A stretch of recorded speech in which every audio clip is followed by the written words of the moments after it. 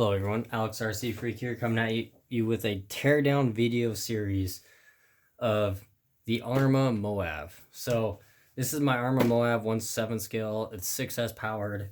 The BLX 185 system, 2050 kV brushless 8 scale motor. I'm going to be doing something different with electronics like I usually do. Just keep in tune for my channel for that. Like I say, just to let you guys know, please bear with me on the videos. Like I say, I just had my brother move into my house with his 2 kids and his girlfriend, and his girlfriend has to, be on the phone. She works from home. So basically she took my RC area to where I usually did all my hobby stuff. She basically took over my hobby room. So, and then his kids needed a room too. So it is what it is. I'm doing the best I can for the time being. They were in a hard situation at the, time. Like I say, currently right now I'm temporarily unemployed. So I'm kind of in a hard situation, and unemployment, if you guys don't know, yes, I've been looking for a job, but thanks to some piece of shit that decided to do fraudulent crap to the unemployment people, it's made it real hell for the people that actually do need to be on unemployment. You know what I'm saying? So like I say, I haven't been paid for my unemployment in a month since they asked me to verify myself. So that's just a little backlog of what I've been going through. So I'm going to keep the videos coming as best as I can for you guys. Just please bear with me. Like I said, I can't guarantee how fast they're going to be coming. I can't say yay or nay yet. So anyway, I can just hope for the best. So anyway, we're going to jump into it just to give you guys kind of what's been going on with me. This is my Arrma Mojave 6S. I have not messed with it too much. I haven't actually had the time. So I've been dealing with a lot of stress. So anyway, which I don't wish on anyone. But let's jump into it. So let's take off this body. Now, God damn. So the one thing I hate about this rig is, if you notice, these Velcro straps right here make it a pain in the backside to take the body off. I mean, this Velcro, when it's on, forget the body clips. You don't need them. I'm not kidding. Like, you just seen me take it off and it was a pain in the rear. So that's the one thing I can't stand. I mean, I like the truck. I don't. Do you really need to have the body that ridiculously tight?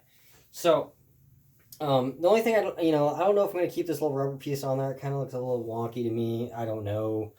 So if you don't know me, this is what I'm going to do, is I go through all my rigs. So if you don't know, now you know. So anyway, basically, I got to do some upgrades on this thing. It's going to need them. And I'm going to be doing something different with the speed control, the steering servo.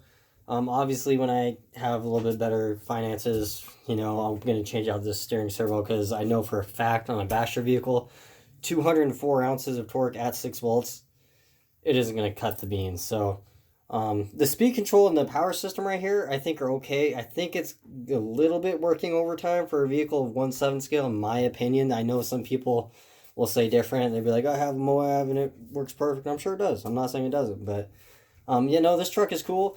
It is light. It's really light. Actually, as funny as it sounds, the Arrma Infraction is actually heavier and better weight to balance ratio, in my opinion, than this vehicle. So this one you can pick up. It's pretty balanced. I mean, I just picked it up and it's pretty much balanced in itself. So the Infraction, though, for a speed car, has a lot of its weight, which I know isn't perfectly balanced, but has a lot of weight up front, which you want, so it doesn't sit there and catch air and flip over. But because this is basically Arrma's, why I'm comparing it to the Infraction. I know they're two completely different vehicles, and I really don't like comparing any vehicles. But this is like this next thing that is exactly the same size from Arrma that I can compare it to. So, yeah. But, so it's basically just a giant, like Arrma usually does, redesign of a chassis they already have out. So I wouldn't call this a completely new chassis layout. It's one it's longer, it's stretched, but it's same basic thing. Same differentials as the Creighton. You know what I'm saying? Same differentials as the Infraction, exact same drivetrain as the Infractions come out factory. The camber's off on this tire and this tire. Actually, all the tires, the cambers look like they're poked in, so I'm going to have to readjust that. Stuff to check. This shock fluid feels like 30 weight. It's a little too soft. I'm probably going to end up doing 45 weight in there and stuff like that. So anyway, without me babbling on, let's jump into how to get the front differential. Now this looks like a little bit of a pain in the ass. So you got this ridiculous looking body post setup thing here. So I'm just going to take off this bumper here. And it looks like it might be, there's two 2.5 millimeter screws in the back here.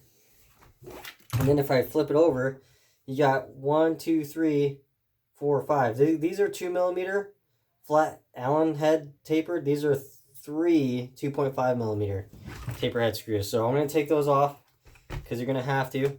And we'll get back to you. And just so you know, the 2 screws that go right behind, I don't know how well you guys can see it, but they go right here. Right there, there's a screw there, and then there's one on the other side right there. And these are what the screws look like. So they're a button head style, which this is a button head style, how it tapers, in case if you're wondering. And I'd say they're about 25 millimeters long, 2.5 millimeter. Let's stick those in there. I'm gonna take the bottom ones out.